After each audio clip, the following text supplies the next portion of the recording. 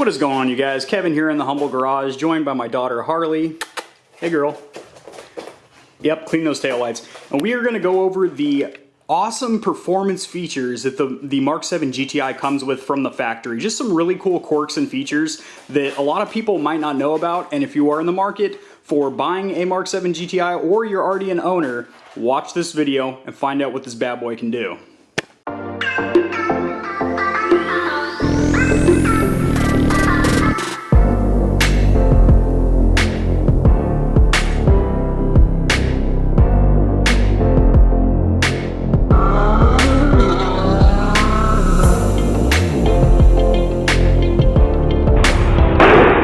Big girl. All right, so first of all, a lot of owners don't really know how to get to the performance menu with the gauges in here. So all you need to do is hit car, which I'm already in. And from here, you can go to selection and you can either press sport or you can just keep pressing car until you get to performance monitor here, which is really cool. You can actually scroll through these different gauges. You have a boost gauge. However, this doesn't take into account ambient pressure. So it says you get like 28 to 35 pounds of boost, which is not the case because again, it's not taking in account ambient pressure. So yeah, there's that.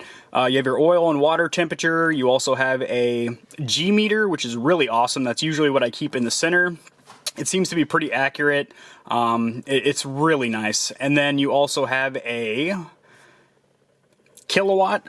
This is basically your power meter because, you know, in Europe they go by kilowatts. So basically as you give it more throttle, the gauge will spike up.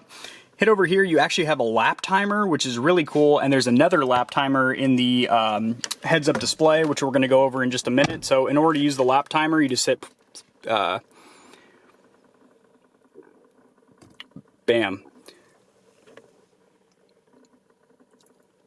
Then you can add a lap. So it saved my lap time of 6 seconds. Start another lap. Pause it here. You can delete it, you can save it, and it's just a really nice little feature to have. All right, so over here in the heads-up display, which by the way has a nice little carbon fiber and red stripe design, very nice. You can scroll through here with these buttons and these buttons here. That's the compass. That's not really performance oriented. We're going to go over to lap timer. There we go. So you just press the OK button. And I like this one more because if I'm on a track, I'm not going to want to be screwing around with my infotainment system. Both hands are going to be on the wheel, you know, banging out gears on the paddles. So each time you press the OK button, it stops it. If you want to start a new lap, you just select it like that. And now each time I press OK, I'm starting a new lap. And when you end this, you can even split time, which is awesome. So we're going to go ahead and stop, and it'll give me hit end. Bam, statistics. You get your fastest lap, your slowest lap, average, and your total time of all laps combined. So that's just really cool that that's integrated into this vehicle. The next thing is the transmission in this vehicle, as well as the paddle shifters. Now, there is a 6-speed manual. However, the DSG is the superior transmission. It is not an automatic. It is a dual clutch system or direct shift gearbox. That's what DSG stands for. And other than the Porsche PDK, the Volkswagen and Audi DSG, or I believe they call it the S-Tronic in the Audis, but it's literally the same gearbox, is the best dual clutch on the market. It is lightning fast. Especially when you get the DSG tune from Cobb, or APR, Unitronic has one, I believe. It comes with plastic paddles, which work, but they just feel a little bit flimsy, and they're not very large. So I got these billet aluminum ones from Racing Line. These are actually the generic version. The Racing Line ones are over $100, and I think these are 20 bucks on Amazon. Same exact quality, one-piece billet aluminum. Very nice, very durable. I went with red to add enhance the interior. I'll have a link to this in the description below. But these paddles and then also the wheel, flat bottom, leather stitched, great 10 and 2 notches. 9 and 3 is really good. It's just a really solid wheel, really good for sports driving. And this DSG, like I said, you can either shift it from the actual shifter. If you come down to drive and then move it to the right, you can press up or down to shift. However, I just leave it in manual and then use the paddles most times.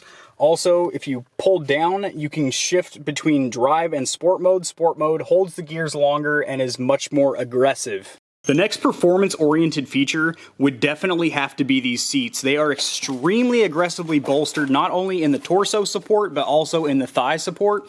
And I think it fits most body types. You know, I have a pretty average body type, I would say, and it hugs me in very, very well. So just really nice aggressive seats. They're also pretty comfortable, and they are heated. And then you have lumbar support with this lever right over here. All right, the next sporty feature would be the driving mode. So in order to get to that, there is a button down here that says mode. It's illuminated in amber. You press that, and you're gonna pop up with this here. So you have normal, which if you press the info button here, it explains. You have your steering in normal, so it's very light for just daily driving. Your drive system is a normal. That's basically the DSG, so it'll shift early for you to save fuel and whatnot. And then engine sound is normal, so the sound actor, which is basically piped in audio through the speakers, which actually sounds really good. I have it left on, even though you can flash it off with the OBD11, which is, I'll have a link to that as well. It's a really cool little plug-in for your OBD2 port under there, which actually my Cobb access port is plugged into currently, but it lets you flash a ton of really cool features that I have added to the car, like the mirror dip. So when you put it in reverse, the mirrors dip down so you can see the curb. Anyway, I left the sound actor on because I'm on stock exhaust right now, and I wanted some auditory feedback as to what my motor's doing, what RPM I'm at, etc. And the sound actor actually sounds really good. It has a deep, throaty rumble, kind of reminds me of a Subaru Boxer engine, which is really cool. And then sport, obviously over here, everything's in sport. So steering's a lot heavier. It turns off a lot of the assist from the power steering. Drive system, sport, so it holds gears, holds gears much longer. It'll actually downshift if you drop down below 3,000 RPM, and it's just a lot more responsive because it's keeping the engine in the RPM range where the turbo is already spooled up and ready for a pull. And engine sound is sport, so the sound actor is a little bit more aggressive. Now you can go over here to custom and hit adjust, and you can basically set whatever you want custom. So what I usually do is have the sound actor aggressive, the transmission in sport, and then the steering in normal. I just like the light feeling of the normal mode. Sport's a little heavy. If I'm in some real twisty roads and I'm trying to do a super spirited run, I might put it in sport, but it's honestly, I'm not gonna say it's too heavy, but I just prefer normal personally. Now this wonderful vehicle does have launch control built in, only for the DSG boys, sorry manual guys, but I am going to have a separate video. It's probably going to be like just a minute and a half long video going through a quick how to set up launch control and get it going.